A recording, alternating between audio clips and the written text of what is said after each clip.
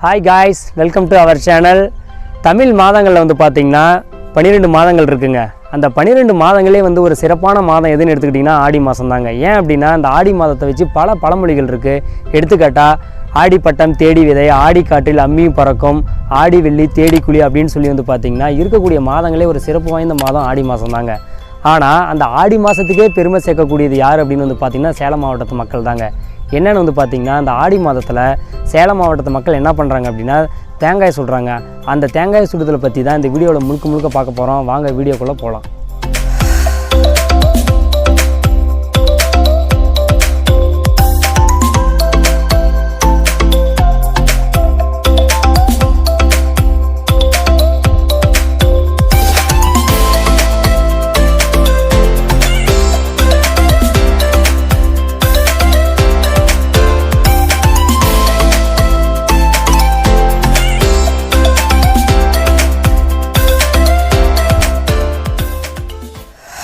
தேங்காய் சுடும் பழக்கம் எப்படி மக்கள்கிட்ட வந்துச்சுன்னு பார்த்திங்கன்னா நம்ம மகாபாரதத்தில் வந்து பார்த்திங்கன்னா குருஷேத்திர போர் நடந்துச்சு.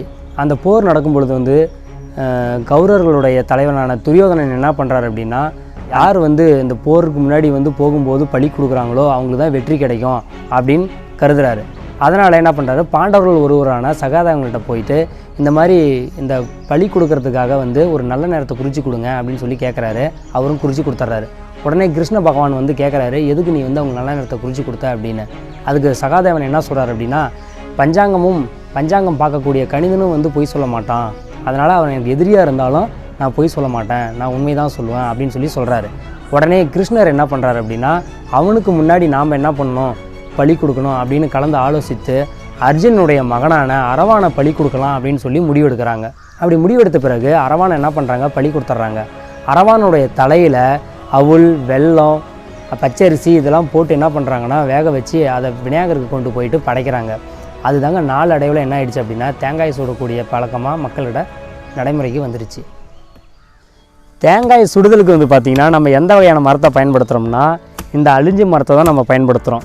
இந்த மரத்தினுடைய சிறப்பு என்னன்னு வந்து பார்த்திங்கன்னா இந்த மரத்துக்கு வந்து கசப்புத்தன்மை சுத்தமாக கிடையாதுங்க. அதனால தான் இந்த மரத்தை என்ன பண்ணுறோம்னா தேங்காய் சுடுதலுக்கு இந்த அழிஞ்சி மரத்தினுடைய குச்சிகளை நம்ம பயன்படுத்துகிறோம்.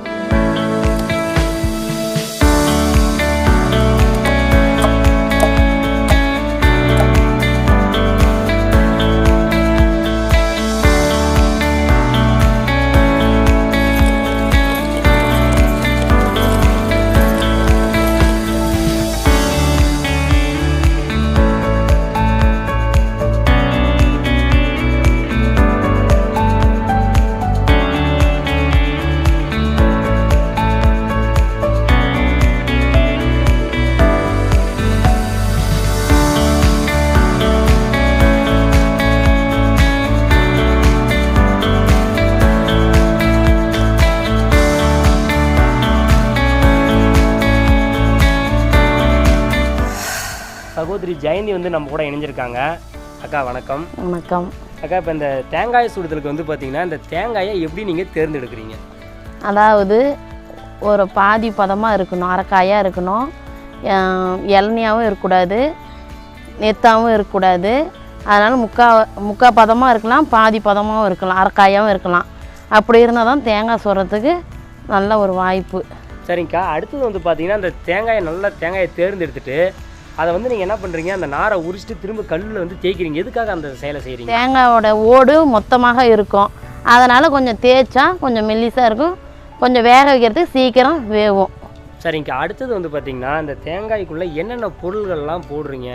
எள்ளு போடலாம், அரிசி போடலாம், வெல்லம் போடலாம், பாசி பருப்பு கூட போடலாம், நல்லாயிருக்கும். அதில் அப்படியே ஸ்வீட்டு வெல்லம் வேண்டாம் அப்படின்னா கூட நாட்டு சக்கரை போடலாம், நல்லாயிருக்கும். அவுளு போடலாம், நல்லாயிருக்கும். இப்போ நீங்கள் தேங்காய் சுடுதல் வந்து பார்த்தீங்கன்னா நீங்கள் சின்ன வயசுலேருந்தே சுட்டுக்கிட்டு இருக்கீங்களா? எப்படி இது வந்து எல்லா வருஷமும் நீங்கள் வந்து தொடர்ந்து செய்கிறீங்களா? விவரம் தெரிஞ்சதுலேருந்து செஞ்சுக்கிட்டு இருக்கோம். சின்ன குழந்தையா இருக்கும்போது தெரியல, விவரம் தெரிஞ்சது பாரம்பரியமாக செஞ்சுக்கிட்டு தான் இருக்கிறோம். ஆடி ஒன்றுனாக்கா தேங்காய் சுடுறது தான் ஸ்பெஷலு. இப்போ வர சந்ததிகள் வந்து மறந்துடுறாங்க அதெல்லாம். ஆமாம், உண்மை. அதனால் வந்து எங்கள் பிள்ளைங்களுக்கு வந்து விழிப்புணர்வு இருக்குன்னு எங்கள் பிள்ளைங்களுக்கு தேங்காய் சுடுறதெல்லாம் சொல்லித்தரோம்.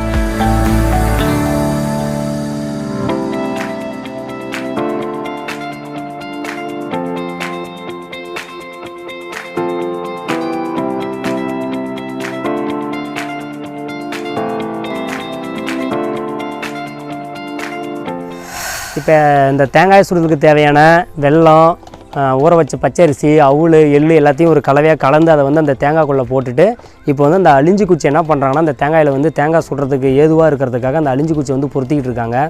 அதுக்கப்புறம் என்ன பண்ணுவாங்கன்னா அந்த தேங்காயை சுற்றி மஞ்சள் வந்து தடவுவாங்க. ஏன்னா மஞ்சள் வந்து ஒரு கிருமி நாசினி அப்படிங்கிறதுக்காக தான் அதை நம்ம பயன்படுத்துகிறோம்.